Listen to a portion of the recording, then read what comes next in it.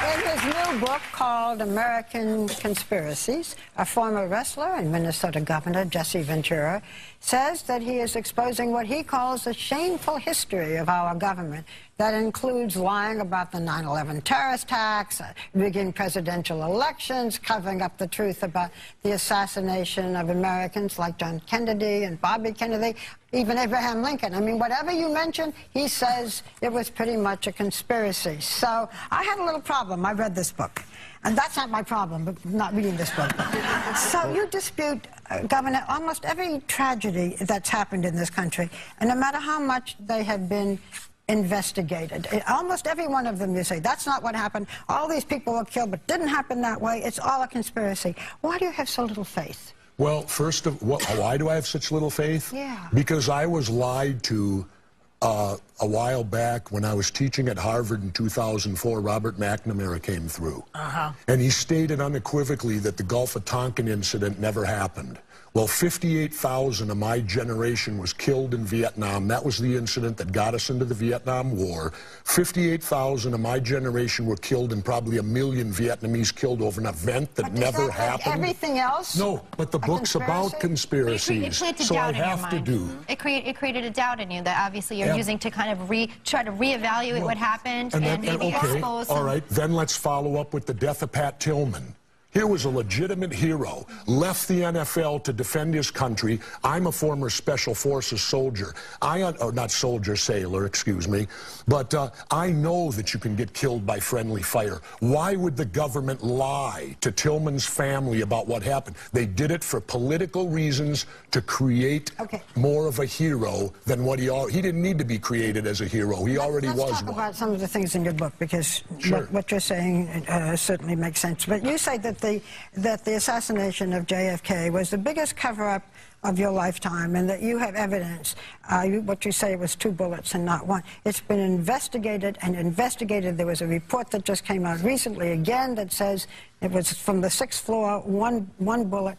Why do you feel that the government has lied? The key to if you want to talk the bullets, the key is not the headshot. The key is not the magic bullet that caused 7 wounds and hit 2 people and did something no other bullet's ever done in history. The key is the bullet that missed. Because you have to assume the accuracy of the first, the second and third bullet were so perfect to hit 2 people and the president in the head that the first bullet had to be a near miss. Well, it hit the curb and injured a man named Teague. Well, if you go to that spot and take a direct parallel back to where the limousine was, it'll go right into the 2nd floor of the Daltex building. If you take it and go to the 6th floor of the depository building, the shot missed 22 feet high and 33 feet wide. So you think there were 2 with the first bullet, who the heck is going to miss like that? So, Jesse, why, with the conspiracy theories, why would the government lie? What would it gain for them to hide this information? Well, on all of it, when it deals with war, there are profiteers at war. There are people that make big money at war. There are corporations that want to go to war. Why would they lie about the assassination of JFK? Why would they lie about it? Yeah, why would the government lie? Well, I believe it's because John F. Kennedy he had already refused to go into Cuba. He was going to pull us out of Vietnam and not even get in there. Powerful people wanted that war to happen. So the simple way to do it, kill the president. Here's the point. I just read a book on LBJ, his first 24 hours after the president was killed. Now, bear in mind, we only have advisors in Vietnam. We don't have any ground troops yet. This is '63. His first meeting as the new president of the United States was over Vietnam. Well, Jesse, can I ask you something? Like, I completely respect how, because of your experience, you do feel as though you're betrayed and lied to. So I understand how then you look at something anew and want to kind of dig into where the truth is and where the lies are. What I have a hard time respecting, and this has come up before, is what you write about in your book, that the Bush administration, and you say, either knew about the terrorist plan of 9/11, allowed it to proceed, or they had a hand in it themselves. Building 7 as an example. You do believe that the Bush administration was behind that building coming down? It was never hit by a plane, and it fell in 7 seconds, and it was 49 stories high. And they're telling us that fire can drop a skyscraper in 7 seconds. Think of basic physics. That's as fast as the speed of gravity. No resistance. Where's the resistance? Why did it have to be the Bush administration? Because that's when it happened. But Jesse, can I say this? In terms of... Why did me ask this. If I could just say one thing. We want to talk about physics, too, and I understand, we hear about steel burning and what degree it can burn at. There have been, engineer after engineer from the Institute of Studying Steel who have said at 1100 degrees, okay, and fuel burns between 800 and 1500. So smack dab in the middle of there, at 1100 degrees, it's weakened by half. All right. If steel can bend, concrete around it will crack, will fall at great speed. All right. Why were things thrown? Why were massive girders thrown 500 feet away and embedded in other buildings? Well, it can melt. The jet fuel was gone on impact. Have you ever seen a drop of fuel there after a plane hits? Yeah. Boom, you saw the big explosion.